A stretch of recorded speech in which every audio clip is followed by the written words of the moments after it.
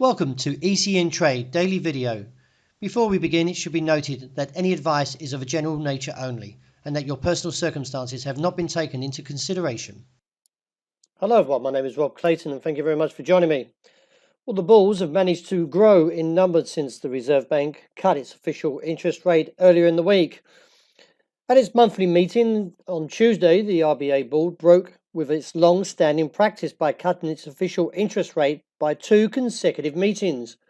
The central bank eased its benchmark interest rate by 0.25% to a fresh record low of 1%, following a 0.25 or quarter cut in June.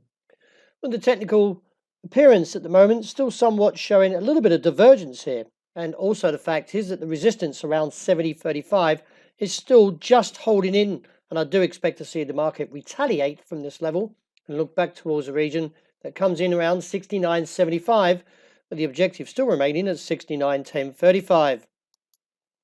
Overnight, the euro took another challenge back to the upside, but soon quickly fouled above 113 and quite close to the break level of 113.30, which confirmed the bearish outside range day, along with these 3 inside range candles that supported this plummet by the euro as the dollar strengthened.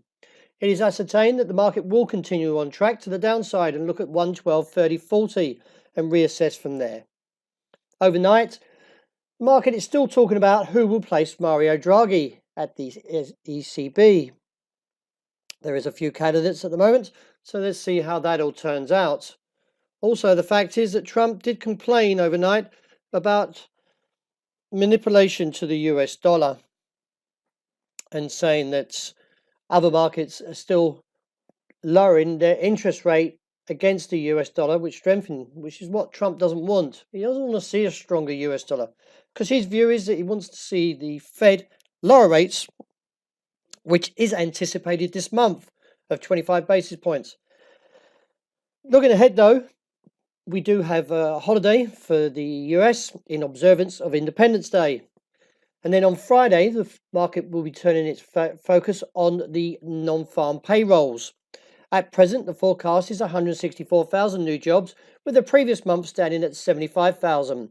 The average hourly earnings forecast is at 0.3%, previous was 0.2%, while the unemployment rate holds steady as from previous month to the 49-year low, and is likely to expect the same on Friday. From a technical point, as I mentioned, I am looking for a further test down. For euro, we're looking towards 112.30.40 and the resistance at 113.30.40 still to hold. Little to go on for dollar yen in terms of the bulls, but the bears, on the other hand, have still got the view of challenging down towards 107.40 or lower, with the objective remaining at 106.60.75. From a technical appearance, I'm still waiting for the MACD to marry up with the RSI, but overall, I still feel the market will be bearish.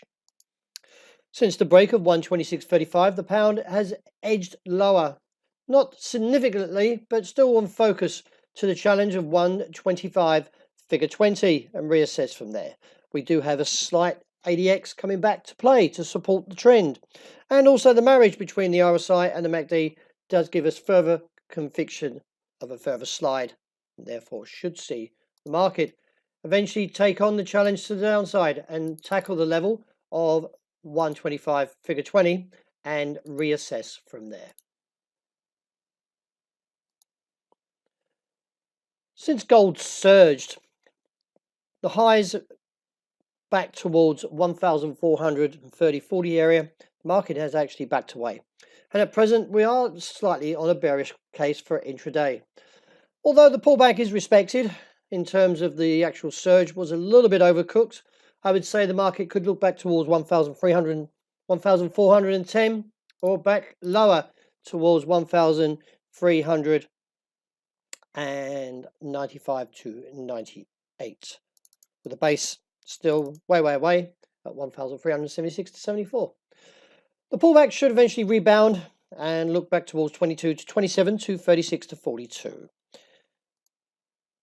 Little view on oil since it broke the level of $58. Nevertheless, the market did recover slightly overnight on the back of some numbers that came out, and one of them being the Baker Hughes. It was reported from Baker Hughes that on Wednesday the number of active US rigs drilling for oil fell by 5 to 78 this week. That follows 2 consecutive weeks of increases. The total activity US rig count, meanwhile, also fell by 4 to 963. This put a little bit of a dampener, but nevertheless, the market is trying to recover back to 58. But let's see how it plays in the next 24 hours. But most probably, the markets will be a little bit quieter due to the fact that we are in observance for July the 4th for Independence Day.